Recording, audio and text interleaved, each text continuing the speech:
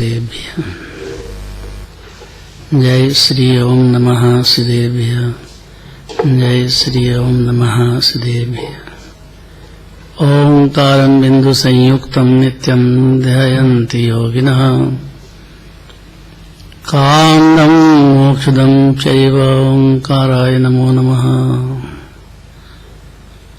अविरल शब्द गणोग प्रक्षालित सकल भूतल मल कलंका मुरे पासी तीर्था सरस्वती हरितोन्दृतान् अज्ञानतिमिरान्धनां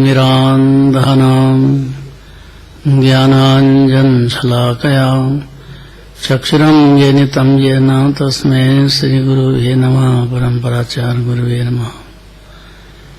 मंगलम भगवान वीरो मंगलम गौतमो गणी मंगलम कुंदकुंदार्यो जैन धर्मस्तु मंगलम। नमः समय साराय स्वानुभूत्या चकाशते चित्स्वभावाय भावाय सर्वभावान्तरचते।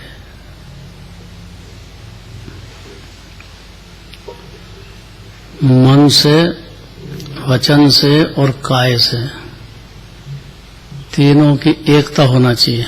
मन किधर जाए, वचन से क्या बोले, काय से क्या क्रिया करे, तो वो प्रभु के दर्शन नहीं होते उसको, भगवान के। तीनों की एकता पूर्वक, और खास करके मन बहुत चंचल है, इसको संभालना बहुत कठिन है। इसलिए श्रोता रह सावधानतया शृण्वन्तु, बहुत सावधानी से जीव को जिनवाणी सुनना चाहिए। अब यहाँ कहते हैं परभव में भी प्रभु के चरणों की सेवा के लिए प्रार्थना करते हैं आचार्य परमात्मा संत जंगलवासी। क्या प्रार्थना करते हैं, ये पढ़ना है।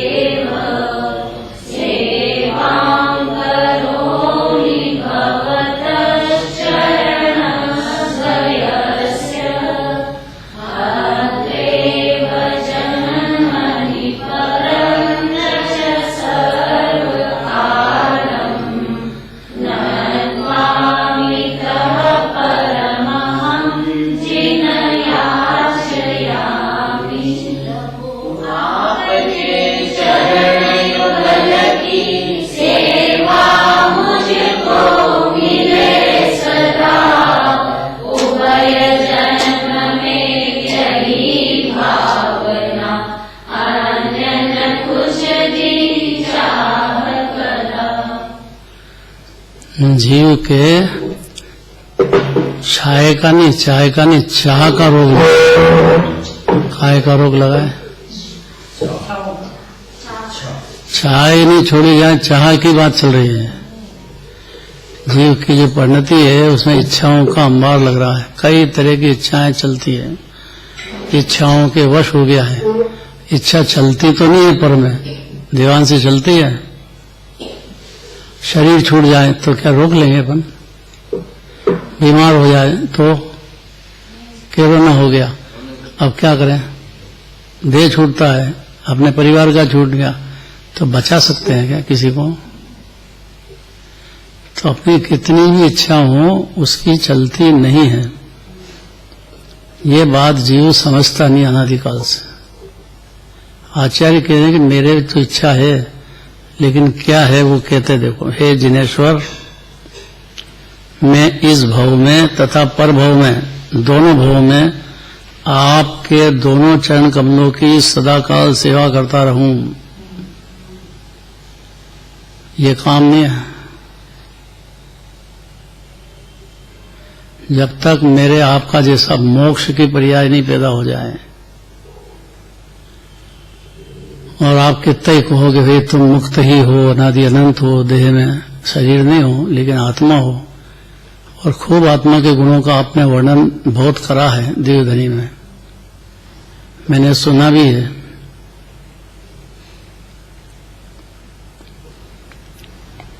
फिर भी मेरी ऐसी प्रार्थना है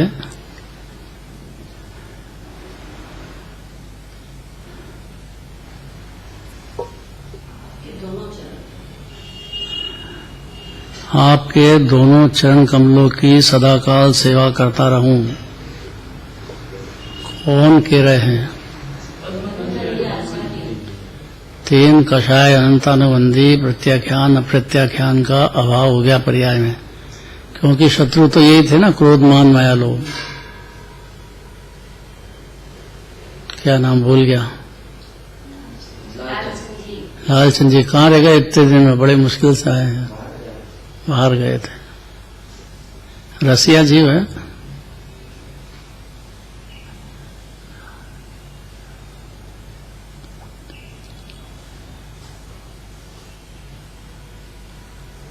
भगवान में मन लगना है बहुत कठिन काम है। पूजा करना सरल, सेवा करना सरल, प्रक्षाल करना सरल, शास्त्र सुनना भी सरल, लेकिन मन लगना जीव का महा कठिन है। आचार्य कहते हैं मेरा भी मन नहीं लगता है ज्यादा आत्मा में।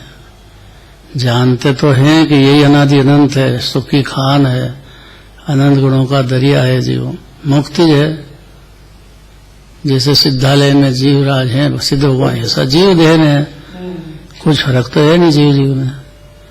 वो भी अनंत ज्ञान भोग रहे हैं। जीव भी अनंत ज्ञान का ही समुद्र है, अनंत सुख भोग रहे हैं, तो जीव भी अनंत सुख का ही सागर है। इतना ही दिव्य धनी में कह रहे हैं भगवान। वो अनंत काल तक रहेंगे तो जीव भी अनंत काल तक रहेगा। कोई जीव मर जाता है क्या? सुहानी का क्या कहना? हाँ, देखो क्या समझदारी की बात। शरीर रहता है, छूट जाता है, उसको मरण कहते हैं।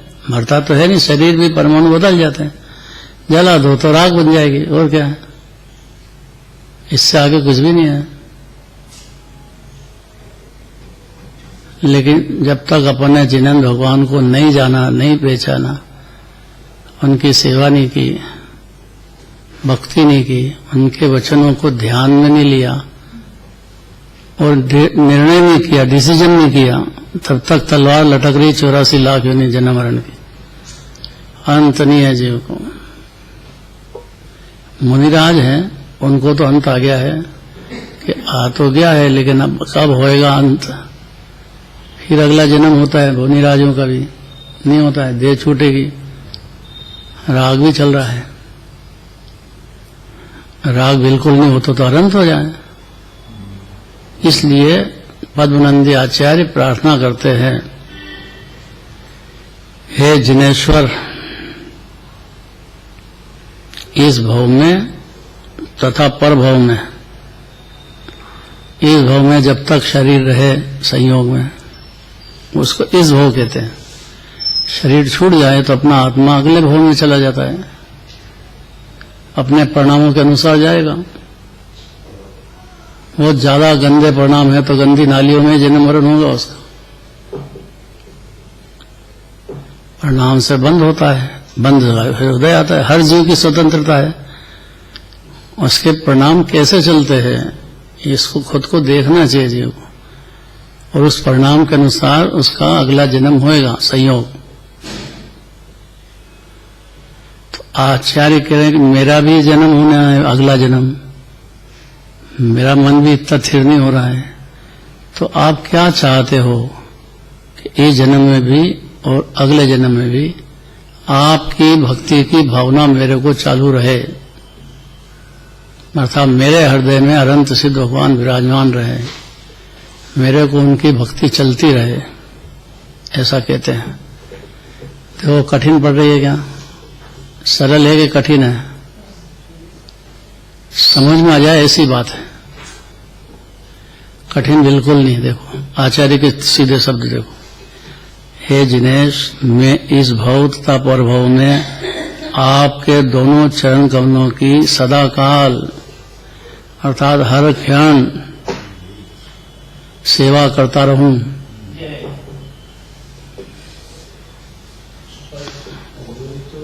संसद में तो शुद्धोपयोग होता है, तो इतनी बाहर में का समय के ये इतना करे? तो शुद्धोपयोग क्षण में होता है, ये बात तो सही है, लेकिन अबुद्धिपूर्वक कषाय उस क्षण भी है, शुद्धोपयोग के काल में भी। शुद्धोपयोग के काल में अबुद्धिपूर्वक की कषाय है। क्रोध, मान, माया, लोभ चारों चल रहे हैं। खाली जंगल में जाने से या मुनि दशा धारण कर लेने से खत्म नहीं हो जाती है, उसकी जाति जरूर बदल जाती है अगर ज्ञानी हो गया है तो। अनंत अनुबंधी और अप्रत्याख्यान और प्रत्याख्यान ये नहीं रहती है। अगर ये भी चलती हो तो गुणस्थान फिर चौथा पांचवा रहेगा। और चौथे ने कषाय से ही प्यार किया, जैसा अनादिकाल से करता है।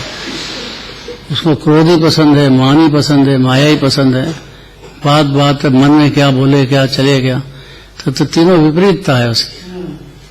साफ मन वाला साफ बोलो ना भाई, आप चाहते क्या हो, साफ बात करना चाहिए ना बाबूजी। मन में क्या न बोले क्या, और बोले क्या और करे क्या, ऐसा चल रहा है अनादिकाल से।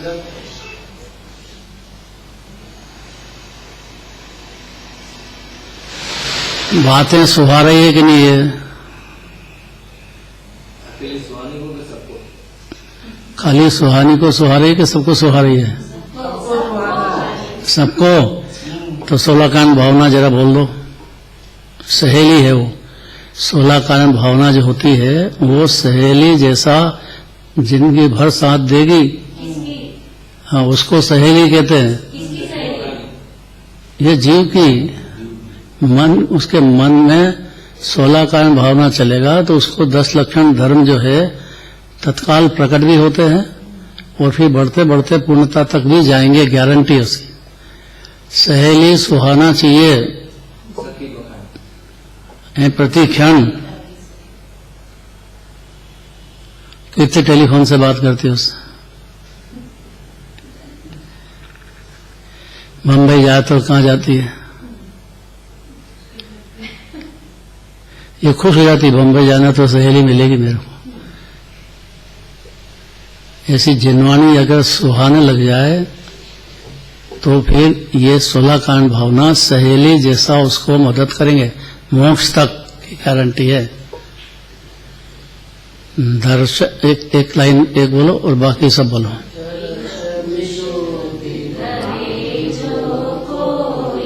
ताको आवागमन न होई,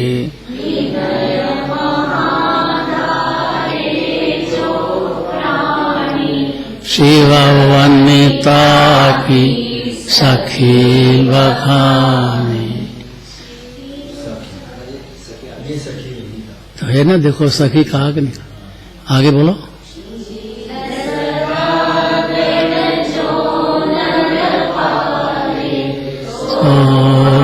रन्न की ज्ञानाभ्यास करे मन मानी,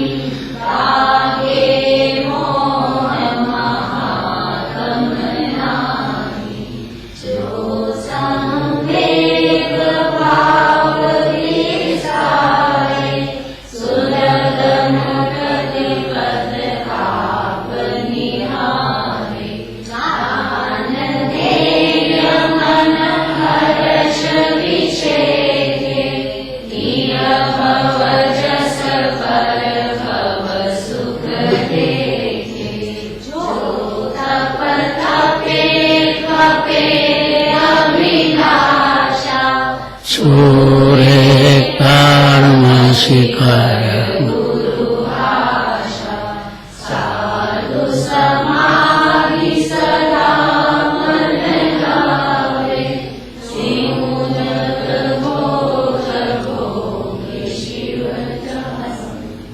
निषधि नवैया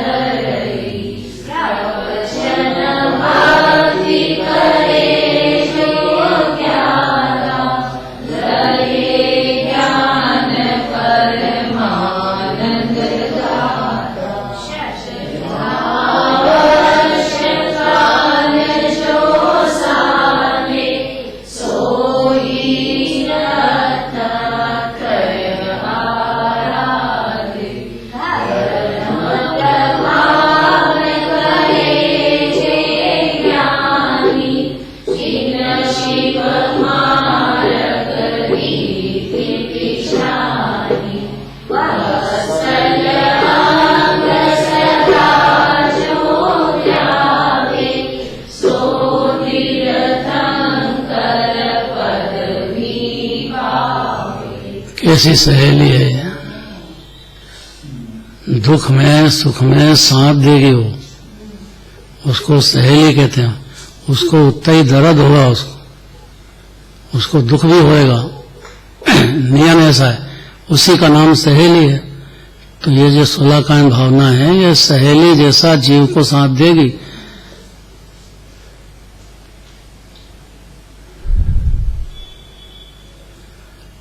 कौन सहेली थी?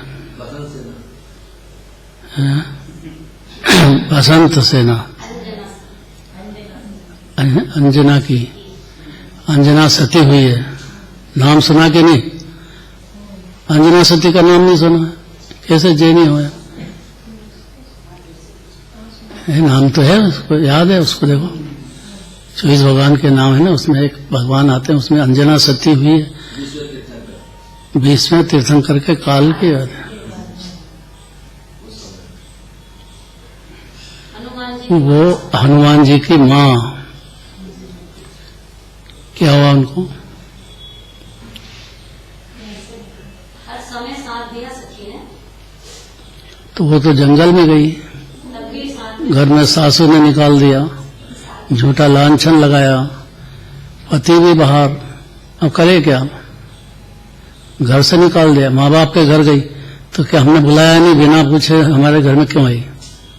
सगे माँ बाप ने भी कह दिया मना कि पहले हमारी इजाजत हो या वहां से पहले उनकी स्वीकृति हो सास ससुर की, उसके बाद ही निकला जाता घर से।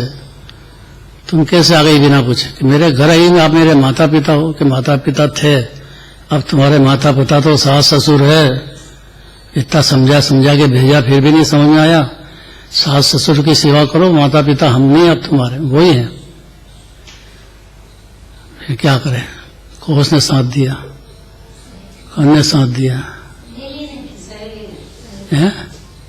सहेली ने भरपूर साथ दिया। सुहानी साथ दे रही कि नहीं दे रही? दे रही है कि नहीं?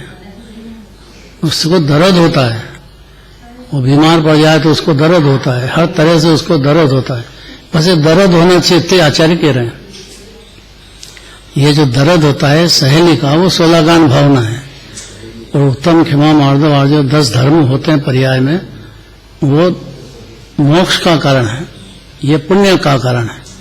इसमें चक्रवर्ती इंद्र तीर्थंकर बन जाते हैं इस सहेली से। और आत्मा का प्रेम और आत्मा की शुद्धता की परिणति, रत्नत्रय की परिणति या 10 धर्म की परिणति, उससे तो मोक्ष चला जाता है। आप देखो यहाँ सहेली की बात चल रही है और आचार्य परमात्मा कह रहे हैं, हे जिनेश, इस भव में तथा वर भव में आपके दोनों चरण कमलों की सदाकाल सेवा करता रहूं। बस इतना वरदान मुझे प्राप्त हो कि इस भव में भी मैं आखिरी तक आपका सेवा करता रहूं, क्योंकि इस भव में मोक्ष तो होता नहीं है। पंचम काल वाले भावलिंगी संत हो जाएं तो भी, जंगल में चले जाएं, अकषाय रस प्रचुर भोग रहे, फिर भी मोक्ष नहीं होता है। फिर जन्म होगा अगला, गारंटीड। क्योंकि 12वें गुण स्थान में जब वीतरागी होते हैं और फिर अनंत बनते हैं, तभी जन्म मरण खत्म होते हैं, नहीं तो नहीं होते हैं। अगला जन्म होता है कि नहीं होता है? मानते हैं कि नहीं कुछ अगला जन्म भी होता है?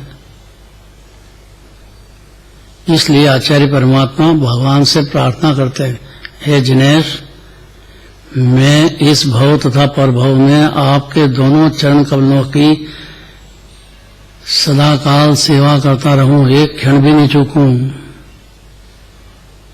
कि आप तो प्रचुर आनंद भोग रहे हैं जंगल में, कि हाँ भोग तो रहे हैं, लेकिन मेरी परिणति में भी अस्थिरता है, विकार चल रहा है, पुण्य भाव चल रहा है। अच्छा, मुनिराज को पुण्य पाप भाव तो होता ही नहीं है, और पुण्य भाव भी शत्रु ही है, अपनी पर्याय में चल तो रहा है। तो मैं क्या करूंगा? मेरी ये प्रार्थना है कि ये वरदान मुझे प्राप्त हो कि इस मेरे को इस भाव में सदाकाल आपकी सेवा करता रहूं, पर भाव में भी सेवा करूं, अर्थात आपके गुणगान गाऊं, मेरा मन आपकी भक्ति में लगे, अगले भाव में भी लगे, इस भाव में भी लगे, और मैं यही वरदान मुझे प्राप्त हो कि आपको पुण्य बन जाए, चक्रवर्ती बन जाओ, इंद्र बन जाओ, ये मेरे को चाह नहीं है। ये बाहर के धूलधानी हो जाए, फिर शरीर धारण करो और शरीर में बहुत अच्छा संयोग हो जाए, ये मेरे को नहीं चाहिए।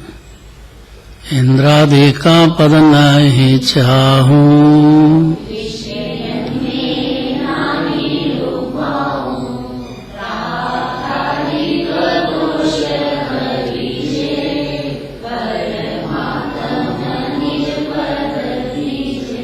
यहाँ 3 लोग के नाथ के दरबार में आया है जीव, उनसे उनका जो पद है उससे कम की डिमांड नहीं होना अपने को, नहीं तो मिथ्या दृष्टि रहेगा जीव।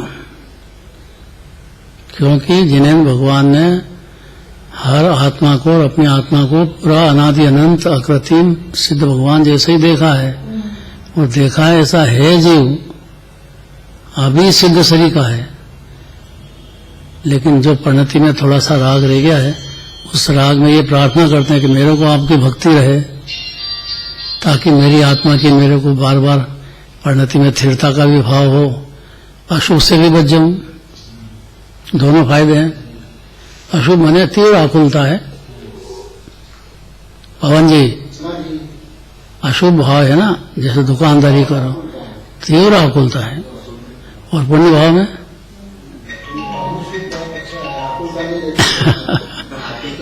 देखो बहुत तो दिया, आकुलता कम रहती है, लेकिन होती तो है ना आकुलता। घर छोड़ो, मंदिर आओ, कपड़े पहनो मंदिर के, फिर अष्ट द्रव्य सजाओ, थाली रचाओ, भगवान की प्रसाद करो, कितनी आकुलता है। ये भी होती है। और मुनिराज के भी होती है कि कोई आ गया है और जिज्ञासु है कि मेरे को उपदेश दो, तो उपदेश दे देते हैं, तो उपदेश का भाव आकुलता हो गई ना। शास्त्र रचते हैं, लिखने का भाव के सारे जगत को आत्मा उपादेय है, ये जिन्हें भगवान की इतनी धनी उसके ज्ञान तक पहुंच जाए तो उसको आत्म ज्ञान हो जाएगा। ये आत्मा से ऊंचा कोई पदार्थ ही नहीं जगत में, इसीलिए भगवान की भक्ति पूजा आदि होती, तो वो पहुंच जाए उस तक। इसलिए दिव्य धनी है, तो दिव्य धनी कहोगे जिनवाणी माता कहो, और उसका कहना यह है कि आत्मा ही परमात्मा है, यही गुणों की खान है, ऐसा श्रद्धान हो जाए, उसी का नाम सम्यक दर्शन है। अब अपने को दीनहीन मानता है तो फिर सम्यक दर्शन कैसे हो? भले ही पर्याय में रहा हो, लेकिन द्रव्य तो जीव का प्रभु है, ये मूल बात है। तो आचार्य परमात्मा कहते हैं कि मेरे शुभ भाव तो हो रहा है, तो अगला जन्म होगा तो सही, और भले ही स्वर्ग में होए और ऊंचे से चक्रवर्ती बन जाए, इंद्र बन जाए, ये सब बनते हैं, 63 सलाका के जीव होते हैं, ये पुण्य भाव से होते हैं। लेकिन मेरे को चाह नहीं है इसकी। सही बात है। कांच के मंदिर में इंदौर में लिखा है, चक्रवर्ती की संपदा, इंद्र सही के भोग, काक बीट सम गिनत है। सम्यक दृष्टि लोग, सम्यक दर्शन कोई छोटी बात है? जी होश में आ गया, अपने को आत्मा मान लिया, उसने अपने को पहचान गया कि मैं तो देह नहीं हूं, देह तो छूट जाएगा, रागे नहीं हुए तो एक समय का मर ही जाता खुद ही, मैं आत्मा हूं अनादि अनंत। इतना मानते से सम्यक माना के सम्यक दर्शन हुआ, एक ही बात है। तब फिर मुनिराज बन जाते हैं। मुनिराज को भी यही भावना रहती है कि मेरे को आपकी भक्ति रहे तो यही बात याद आती रहेगी, इसलिए आपकी भक्ति करता हूं कि मेरे को सदा काल आप स्मरण में रहें, तो जीव को आत्मा का भान चलता रहेगा बाबू जी। और भगवान को भूला कि आत्मा भूला, इसलिए रोज मंदिर आना है, पूजा रचाना है, हाँ रोज पूजा रचाना है, अष्टद्रव्य सजाना है, थाली सजाना, ये सब जरूरी बातें हैं। बड़े बड़े ज्ञानी धर्मात्मा भी यही चाहते हैं बारंबार। ये व्यवहार है, या व्यवहार भी नहीं समझे, निश्चय क्या समझेगा?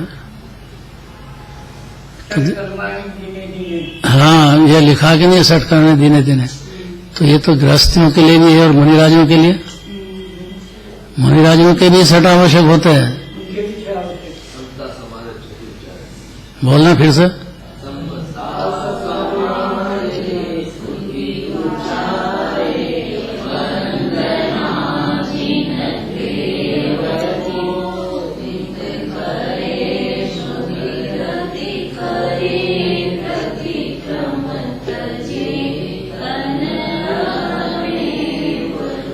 ऐसे होते हैं मुनिराज, समता संभालते हैं, स्तुति उच्चारते हैं भगवान की, समता रस को बढ़ाते जाते हैं, अंदर आत्मा में लीनता बढ़ाते जाते हैं, भगवान की स्तुति करते हैं, वंदना करते हैं भगवान की।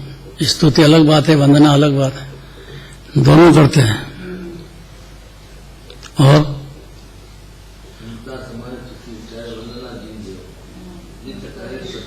नित्य करते हैं, प्रतिक्रमण करते हैं। स्वाध्याय तो मेन चीज है। मुनिराज जब आत्मा में लीन नहीं रह पाते हैं, 3 कषाय के अभाव तो लीन है, लेकिन नहीं रह पाते हैं पूरा लीन हो जाए तो तुरंत हो जाए। इसलिए वो स्वाध्याय भी करेंगे। और दिव्यधनी सुनने का मौका होगा तो जरूर जाएंगे ही जाएंगे, छोड़ेंगे नहीं मौका दिव्यधनी सुनने का। तो हे जिन्हें इस भव तथा परभव में आपके दोनों चरण कमलों की सदाकाल सेवा करता रहूं, यही वरदान मुझे प्राप्त हो। मेरे को आपकी आया हूं, आपकी भक्ति करता हूं, ये वरदान दे दो। क्या वरदान मांगते हैं देवान से? इस भव में और परभव में नहीं, खूब धन हो जाए, खूब मालामाल हो जाए, बहुत चक्रवर्ती इंद्र बन जाओ तो छोड़ देंगे क्या? ये तो सब बाहर की बात है।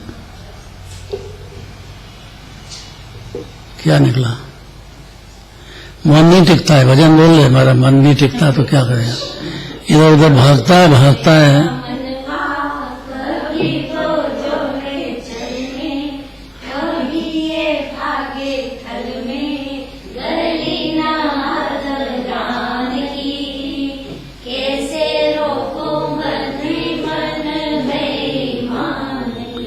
बेईमान तो ये मन है, मन मने ज्ञान की पर्याय। ये जो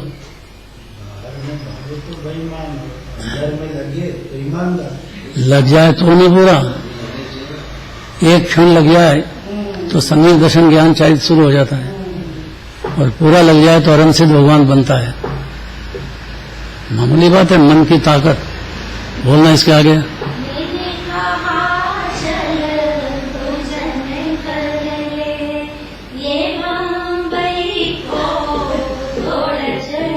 तो ये क्या करेगी देवान से? पूजा करने का आया कि मुंबई में चला जाता उसकी सहेली के पास, फिर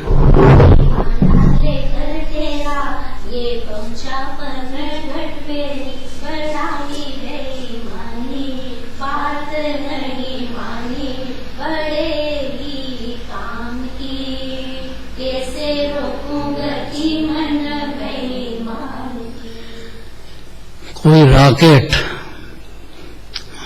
उठाता ना हवाई जहाज, उसकी इतनी ताकत नहीं है जितनी इस मन की। कहाँ पहुंचता है, अभी विदेश क्षेत्र पहुंच जाए 1 सेकंड में। उसकी ताकत देखो, मन की कितनी, ज्ञान की ताकत कैसी है। यहाँ बैठा है और कहाँ मन दौड़ता है।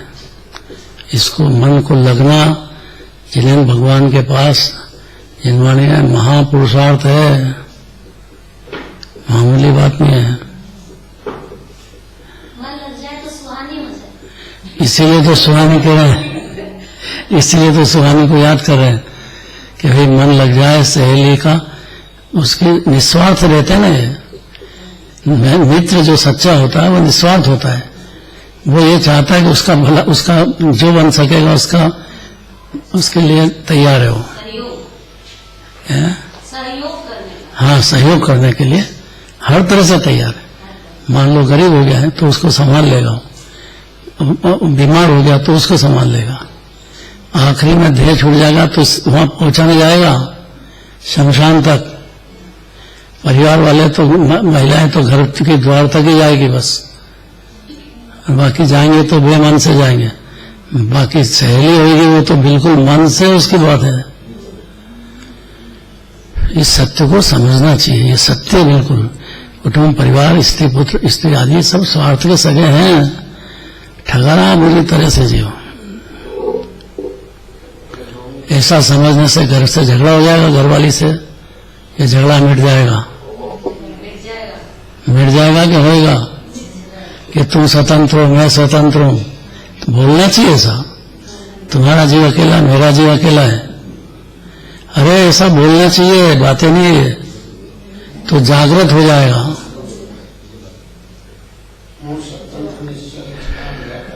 अगली गाथा पढ़ो। इस भाव में प्रभु की भक्ति ही कल्याणकारी है, और क्या बाकी रह गया? इस जन्म में भी अगले जन्म की भावना कर रहे हैं, तो इस जन्म में भी आपका स्मरण, आपकी भक्ति, आपकी पूजा, आपकी सेवा, यही कार्यकारी है, ये व्यवहार है। शुद्ध आत्मा की लीनता बढ़ती जाए, ये निश्चय है। और दोनों चलेगा ज्ञानी होने के बाद, व्यवहार भी होएगा और यही होएगा, और निश्चय भी होगा। तो आत्मा की लीनता हर क्षण चौथे गुण स्थान से चालू हो जाएगी और बढ़ने लग जाएगी। बच्चा पैदा हुआ तो हर क्षण बढ़ेगा कि बढ़ाना पड़ेगा? तो आत्मानुभूति हुई, जीव को सम्यक दर्शन हुआ, तो उसकी शांति, आनंद, ये तो निश्चय, और व्यवहार भी बढ़ता जाएगा। दोनों समझना चाहिए कि निश्चय तो मेरा बढ़ रहा है, लेकिन व्यवहार का मेरे भाव नहीं होता भगवान की पूजा करने का। तो मूर्ख किसको कहते हैं? जो बड़े बड़े मुनिराजों को हो रहा है, तेरे भाव नहीं हो रहा है, अष्ट द्रव्य की थाली नहीं सजा रहा है, तो कब सजाएगा? क्यों नहीं सजा रहा है? कि मेरे से उठा नहीं जा रहा है, तो उठे ना, प्रमाद छोड़। मूर्ख प्रमाद में रहता है। घरवाली की सेवा करूं, करता रहे, कौन रोके? अपना टाइम तो अपना होता है।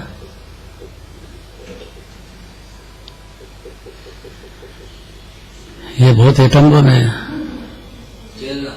छेलना। क्या बोलना जरा खड़े होके? खड़े तो हो।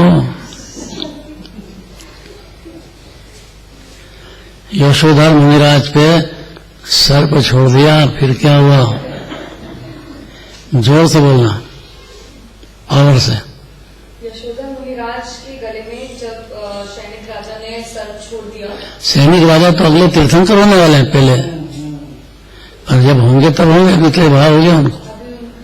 हाँ, फिर तो वो वापस आते हैं चेना रानी के पास, और जरा पावर से बोले ना यार, वो टेप करे तो करने दो उसको। अच्छा, तो जब भी सैनिक राजा वापस चेना रानी के पास जाते हैं, ये उनको बताने के लिए कि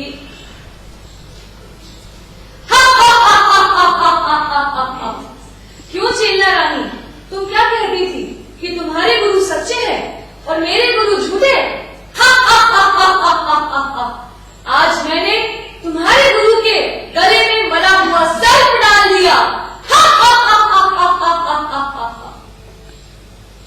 क्या तुम्हें नहीं लगता कि वो वहां से उसी समय सर्प फेंककर भाग चुके होंगे? आज निश्चित हो जाएगा कि किसके गुरु सच्चे और किसके गुरु झूठे। सैनिक राजा और चेना रानी जंगल की तरफ बढ़ते हुए, और जैसे ही वे वहां पहुंचते हैं तो वे देखते हैं कि यशोधर मुनिराज उसी अवस्था में वहीं पे प्रस्तुत होते हैं, एंड वहां उनके गले में सर डला हुआ रहता है। तो फेंक देते ना, उनको कौन देख तो रहा नहीं था जंगल में? हाँ, फिर फेंक देते? नहीं, पर वो नहीं फेंकते, क्योंकि वो क्यों नहीं फेंकते? क्योंकि वे सच्चे जैन गुरु थे, दिगंबर मुनि हैं। दिगंबर मुनि हैं, और मैंने मुनिराज अपने ऊपर सच्चे जैन अपने दिगंबर साधु मुनि उपसर्ग दूर, मतलब वो अगर ध्यान अवस्था में वो स्वयं कभी अपना उपसर्ग दूर नहीं करेंगे। हाँ, फिर पावर से बोल दी, ढीली बोल दी, आगे फिर से बोल। तो वे जब वहां पहुंचे तो उन्होंने देखा कि यशोधर मुनिराज उसी अवस्था में वहां पे थे, और उन्होंने फिर सैनिक राजा ने सर को दूर करके उन लोगों ने थोड़ा वेट करा कि जो भी चींटियां उनके शरीर पे आ गई थी, जिससे कि पूरा उनका रक्त बह रहा था, तो जैसे ही वो थोड़ा सा चींटियां दूर हुई और उपसर्ग थोड़ा दूर हुआ और वे ध्यानावस्था से बाहर आए, तो सैनिक राजा चेना रानी वहीं पे थे, और उन्होंने सैनिक राजा को कहा, हे भव्य जी, सद्धर्म वृद्धि तो वो जानता नहीं था कि जानते थे कि इन्होंने सर्प डाला है? वे जानते थे कि उन्हें ज्ञान था कि सैनिक राजा ही वे थे जिन्होंने सर्प डाला था, फिर भी लेकिन उसके बावजूद उन्होंने उनको भव्य कह के ही संबोधित किया। और इसी क्षण सैनिक राजा को आभास हुआ और उन्होंने कहा कि हे मुनिराज, आपने मुझ पापी जिसने आपके ऊपर इतना बड़ा उपसर्ग किया, उस पापी को आपने भव्य कह के संबोधित किया। अहो, महान है जैन धर्म, महान है ऐसे गुरु, महान है ऐसे जैन धर्म। और उन्हें उसी समय यह आभास हुआ कि यही सच्चा धर्म है, यही सच्चा मार्ग है। और अभी छोड़ के उन्होंने घबरा क्यों रही है? उन्होंने उनका उपदेश सुनकर फिर उनकी गाड़ी शुरू हो गई सम्यक दर्शन की तरफ। और अभी वे आने वाले काल में पहले तीर्थंकर होने वाले। बहुत बढ़िया बात है, बहुत बढ़िया। मतलब ये है कि सम्यक दर्शन, ख्यायिक सम्यक दर्शन होने पर भी उनको प्रथम नरक में जाना पड़ा। तो ये जीव को समझ जाना चाहिए कि उसके जो परिणाम हो रहे हैं हर क्षण बंद होते हैं। तो किसी का दिल नहीं दुखाना, घर वाली से भी प्रेम से बोलो, आप हित मित प्रिय बोलो। वचन का घाव बहुत गहरा होता है, तो थोड़ा समझ जाओ। अगर आपने नहीं समझे ये बात और अपने चाहे जैसे गंदे परिणाम चलने दो, तो गंदी नालियों में जन्म मरण होता रहेगा। ये सिद्धांत समझ जाना चाहिए। अपने परिणाम खराब नहीं होना चाहिए। किसी की निंदा कर दो, अब इससे तो नीच गति चला जाएगा। पर को निंदे, आप बड़ाई अपनी तो बड़ाई करे और पर की निंदा करे, भले घर वाली हो तो कोई भी हो, आपको क्या अधिकार है दूसरे को निंदा करने का? वो परमात्मा है जीव। अगर नहीं समझाया आपने को, तो आचार्य कह रहे हैं कि भाई मेरी ताकत, मैं समझ गया सब बात है, फिर भी मेरी परिणति में भाव हो जाते हैं। इसलिए इस भव में परभव में आपके दोनों चरण कमलों की सदाकाल सेवा करता रहूं। अगर समझदार होगा तो इस भव में चेत जाएगा जीव, जल्दी उठेगा, आएगा, अष्टदेव से थाली सजाएगा, जो जरूरी है। देखो भजन,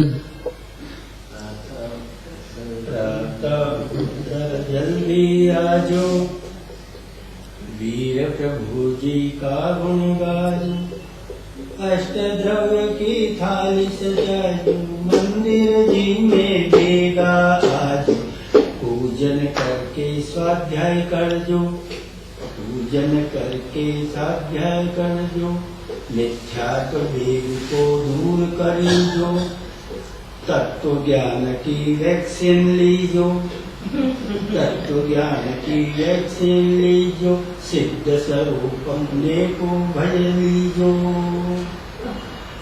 क्या बढ़िया बात कहते हैं। वैक्सीन भी दिला दी तुमने तो।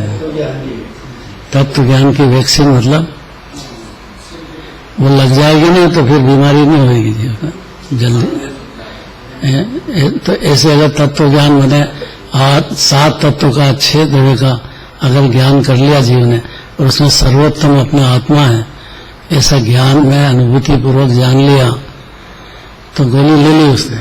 अब उसको भय मत करो, 5, 7, 10 जन्म 100 जन्म हो भी जाए तो अस्थिरता के हो जाओ। सम्यक दर्शन हो गया है तो ये जन्म मरण होते ही रहेंगे, क्योंकि परिणाम के अनुसार होता है। लेकिन अनंत काल तक नहीं भटकेगा संसार में, बशर्ते कि सदाकाल सेवा करता रहे। अष्टदेव से भगवान की पूजन करने का मौका महा भाग्य से मिलता है। आचार्य कह रहे हैं, पद्मनंदी आचार्य, छोटी बात नहीं, ऐसा निकालना नहीं, कान से सुन के निकाल दो। इतना प्रमादी नहीं होना अपने को, नहीं हंसने की बात नहीं है। हाँ, अगर सही लगती तो प्रमाद छोड़ो। कल से पवन जी दिखना चाहिए। दुकान पे तो बड़ा टाइम पे जाते हो आप, वहां क्या लगता है अपना दुकान पे?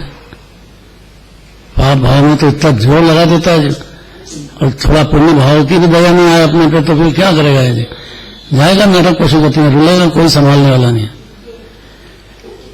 इस भाव में भी प्रभु भक्ति ही कल्याणकारी है। पढ़ो।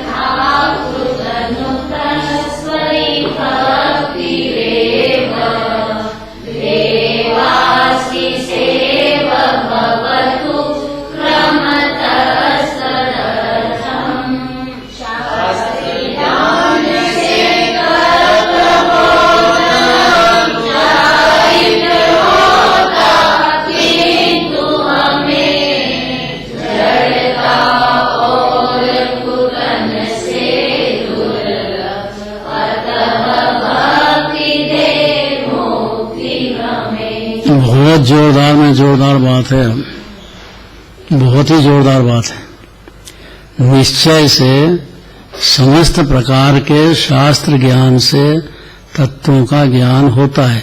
समस्त प्रकार ने चारों अनुयोग, प्रथमानुयोग, चरणानुयोग, कर्णानुयोग, द्रव्यानुयोग, चारे अनुयोगों का स्वाध्याय जीव को जरूरी है। खाली द्रव्यानुयोग से काम नहीं चलेगा। चरणानुयोग पड़ेगा तो व्रत तप आदि से क्या पाप भाव से बचने के लिए अष्टमी चतुर्दशी का विवेक करेगा, एकासना करेगा, कोशिश करेगा, खान पान सुधारेगा, हरी नहीं खाएगा, कितना सुधर गया देखो। अगर चरणानुयोग पढ़ता ही नहीं तो उसको तो होश में नहीं था कि मेरे परिणाम क्या हो रहे हैं, उसका क्या अर्थ है। इसी तरह से कर्णानुयोग है, उससे जीव को मालूम पड़ जाएगा कि 343 राजू प्रमाण लोक है, उसमें 6 द्रव्य रहते हैं, उसमें बाकी 5 तो अजीव है, एकमात्र जीव ही चेतन है। तो यही परमात्मा है चेतन। ये जीव जिसमें ज्ञान ही नहीं उसके सुख भी नहीं होता है। व्यवहार में भी देख लो, ज्ञान ही नहीं हो उसको नौकरी भी नहीं मिलेगी। भाई क्या जानते हो आप? कि मैं तो कुछ नहीं जानता हूं, मैं तो खाली जानते ही हूं। ऐसा नहीं चलता है। आपको सर्विस में मिलेगी तो आपका ज्ञान उस लायक होगा तो मिलेगी। ऐसा समझ लो, सब जगह भोजन भी बनाना है, अब कचौरी बनाना है, अब ब्याह हो गया, अब ससुराल चली गई, अब उसने कह दिया घर वाले ने कि कचौरी बनाओ, अब क्या करेगी? ध्यान से क्या करेंगे?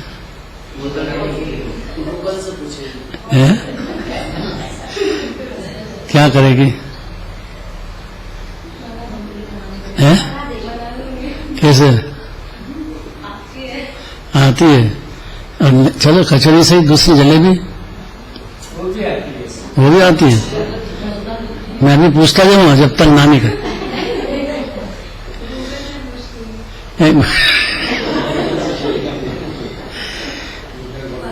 अगर गूगल से पूछ लिया तो अगला जन्म सुधारने के लिए क्या करें गूगल नहीं बता सकता है।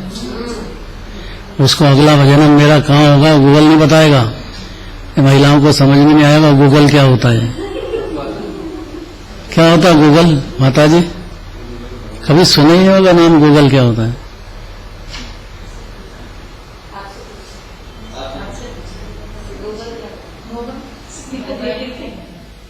है? याद है इनको? वाह यार माता जी गजब कर दी।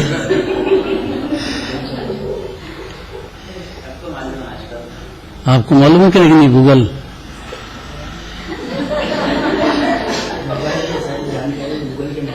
सब जानकारी मत कहो। सारी नहीं, मतलब ये संबंधित हाँ लौकिक तो पुद्गल संबंधी मिलेगी। पुद्गल की 6 द्रव्य क्या होते हैं ये भी नहीं बता सकता। 7 तत्व क्या होते हैं ये भी नहीं मालूम। और ये काय हाँ पूरा नहीं बता, यही बात है। जिसके राग देश में नहीं रहेगा, जो वीत रागी होगी उनकी ही वाणी में ऐसा निकलेगा, उनकी वाणी में सुनने को मिलेगा कि ये जीव इस नरक में क्यों है, कि इसने जो है जीव हत्या की है, जीव दया नहीं पाली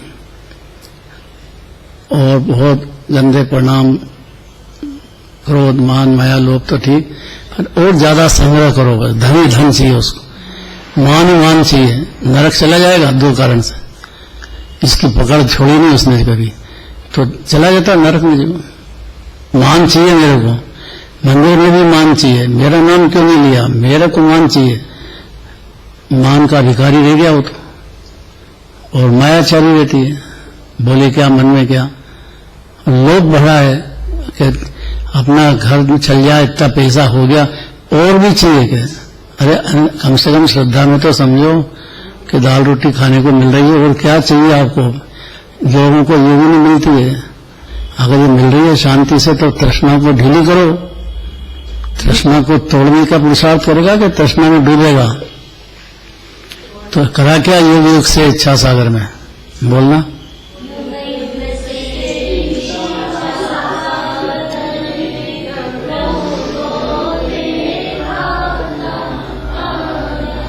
बाबूजी युगल जी का कहना है ये युग युग से क्या करा कि इच्छा सागर, बस ये चाहिए और चाहिए और चाहिए। भूतगल में सुख बुद्धि होने से तृष्णा नागिन नित ही डंके लहर जहर की जहर जहर पीता रहा। इस 4 रूपी आग का, चाय नहीं चाह का कह रहे हैं देवांशी। चाह क्या होता है? इच्छा और चाहिए और चाहिए, सब तरह का। तो यहाँ आचार्य प्रार्थना करते हैं कि भाई अगले जन्म में भी मेरी इच्छा टूटे और इच्छा रहे तो इतनी रहे कि आपकी भक्ति करूं। बस सबका सार ये है कि जिनराज की भक्ति, उनकी पूजन, उनकी सेवा और खूब उत्साह के साथ नित्य गृहस्थ के लिए भी और मिराज के लिए भी नित्य जरूरी आर्डर है आनंद भगवान का। अब आखिरी भावार्थ पढ़ दो उनका, टाइम हो गया है। यद्यपि मोक्ष के लिए तत्वज्ञान एवं सम्यक चारित्र की प्राप्ति शास्त्रों से हो सकती है। शास्त्रों से ही शब्द दे, बाकी और कोई नहीं। और वो शास्त्र सच्चे शास्त्र होना जिनराज के। फिर किंतु इस पंचम काल में अज्ञान का लोभ, असामर्थ्य और दुर्गंधमय शरीर से तत्वज्ञान और सम्यक चारित्र की प्राप्ति दुर्लभ है। अतः हे जयेंद्र, अत्यंत विनम्रपूर्वक प्रार्थना है कि हम मोक्ष के इच्छुक जीवों के अंतरंग में मुक्ति विद्यमान है, वही हमें मोक्ष प्राप्त करने के सहायक। भक्ति माने जिनेंद्र भगवान की भक्ति हमारे हृदय में है, ये भक्ति हमारे को अगले जन्म में प्राप्त हो और कुछ भी नहीं चाहिए। ये पुण्य धूल उसके बाहर में बाहर के पदार्थ मिले, ऐसी भावना हमारी नहीं। हमको तो आपकी भक्ति मिले, बस इतना कहा है, आगे चलेगी बात।